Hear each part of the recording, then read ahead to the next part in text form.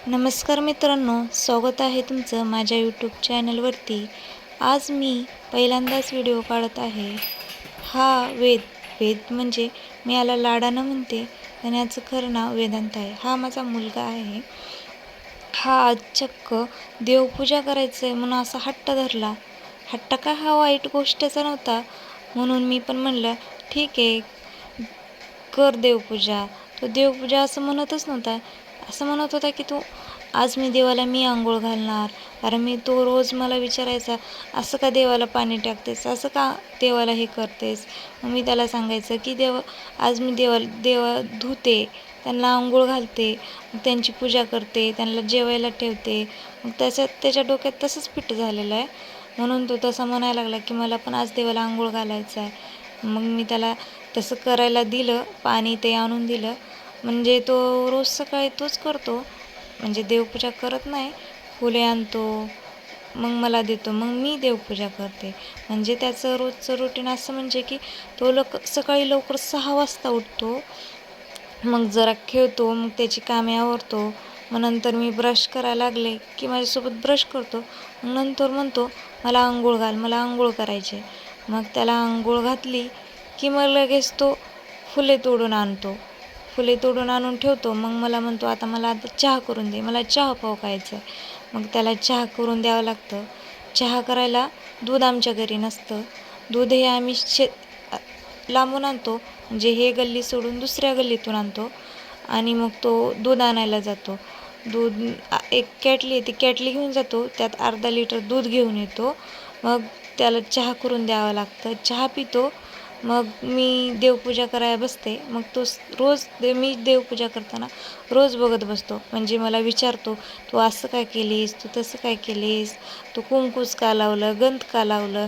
मग मी त्याला सांगत असते, त्यामुळे तो आज असा हट्ट धरला की मलाच आंघोळ घालायचे। मग मी त्याला दिलं सगळं, तो घालत आहे बघा, तो कसा घंटीने पाणी वतत आहे याला। हे पाहून खरंच लय भारी वाटतं। याचे असे रोजचे कामे पाहून मी याचं खूप कौतुक करते।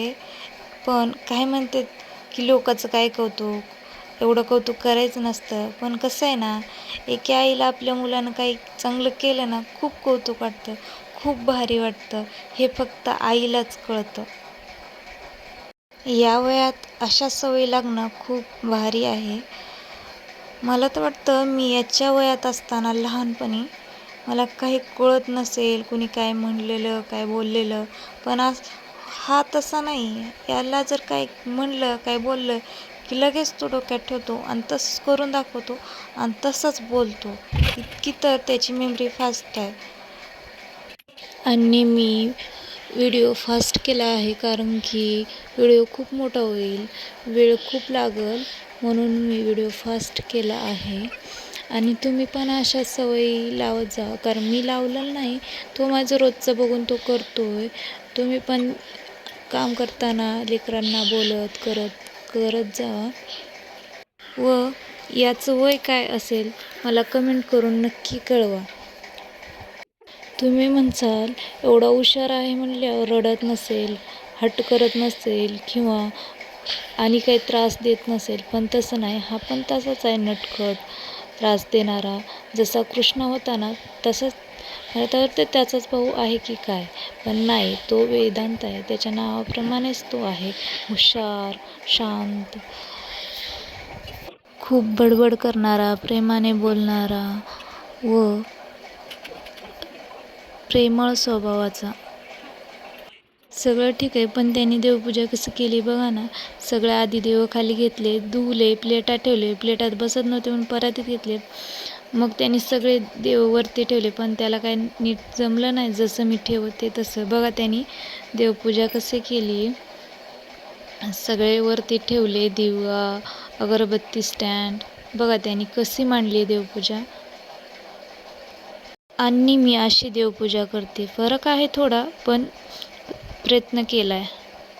तुम्हाला जर व्हिडिओ आवडला असेल तर लाईक, शेअर आणि सबस्क्राईब करा। धन्यवाद।